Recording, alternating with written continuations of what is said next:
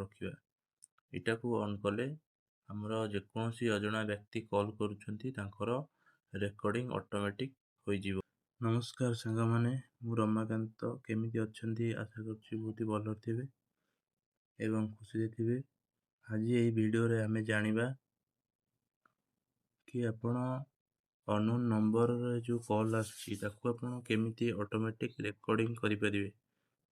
ତ ଚାଲନ୍ତୁ ଭିଡ଼ିଓଟିକୁ ଷ୍ଟାର୍ଟ କରିବା। ଯଦି ଆପଣଙ୍କ ଫୋନ୍କୁ ଯେକୌଣସି ଅଜଣା ବ୍ୟକ୍ତି କଲ୍ କରୁଛନ୍ତି, ବହୁତ ସ୍କେମ୍ କଲ୍ ଆସୁଛି ଆପଣଙ୍କ ଫୋନ୍କୁ। ଆକ୍ଚୁଆଲି ଏବେ ବହୁତ ସାରା ସ୍କେମ୍ ହେଉଛି ଅନନୋନ୍ ନମ୍ବର ଦ୍ୱାରା, ଯାହାକି ଅଜଣା ବ୍ୟକ୍ତି କଲ୍ କରୁଛନ୍ତି। କଲ୍ କରିକି ବହୁତ ସାରା ଇନଫର୍ମେସନ୍ ମାଗୁଛନ୍ତି, ଡାଟା ମାଗୁଛନ୍ତି।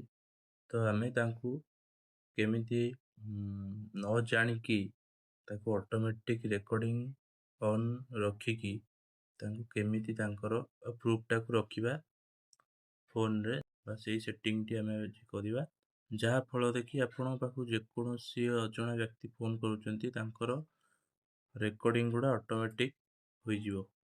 ସିମ୍ପଲ୍ ଆପଣଙ୍କୁ କ'ଣ କରିବାର ଅଛି ନା, ଆପଣ ଏଇ କଲ୍ ସେଣ୍ଟରକୁ ଆସନ୍ତୁ। କଲ୍ ସେଣ୍ଟରକୁ ଆସିଲା ପରେ ଏଇଠି ଉପରେ ଦେଖନ୍ତୁ 3 ଡଟ୍ ଅଛି, ଏଇଠି ଦେଖନ୍ତୁ ଏଇ 3 ଡଟ୍ ଉପରେ କ୍ଲିକ୍ କରନ୍ତୁ।